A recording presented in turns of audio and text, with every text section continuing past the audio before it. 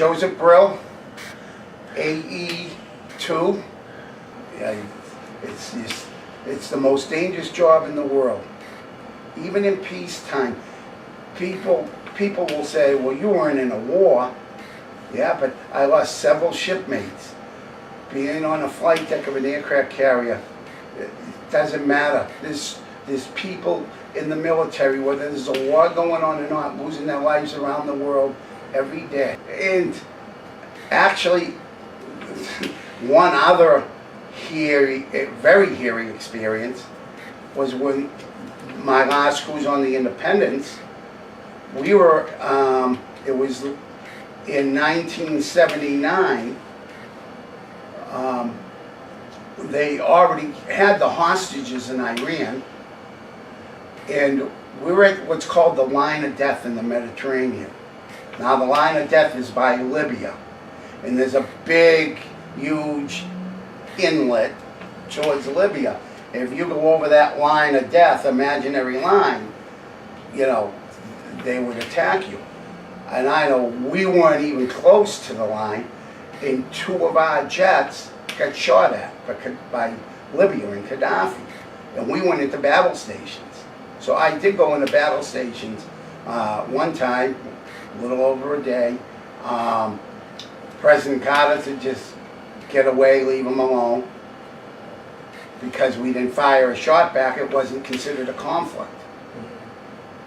Where the same thing happened the next year when Reagan became president. And if you remember, we shot him down. We put a missile through their keyhole and killed half of Gaddafi's family. And we didn't hear from Gaddafi again. But because that's a conflict now, they reap a lot of more benefits from the country than we do because it wasn't a conflict. And not that I want to be in war, but I was in war. I was in battle stations, I was in general quarters, and our jets were shot at from our carrier. And I don't see what the difference is.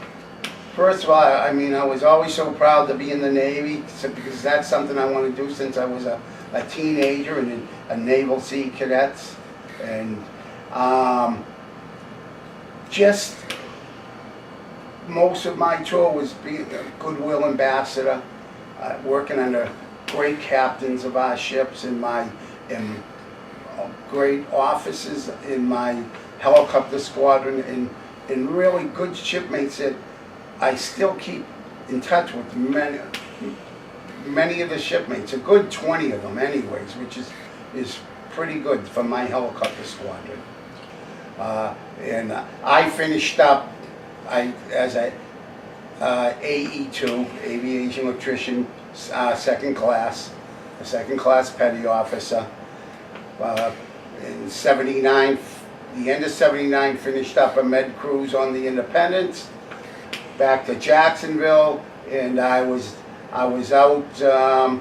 I know when I get out because that's when the USA beat Russia and won the gold medal for the Olympic hockey team. And I'm coming from Boston, a very big hockey team, and we had a lot of the kids back then were from Boston University and schools in Minnesota and the Midwest, so it was very interesting to me.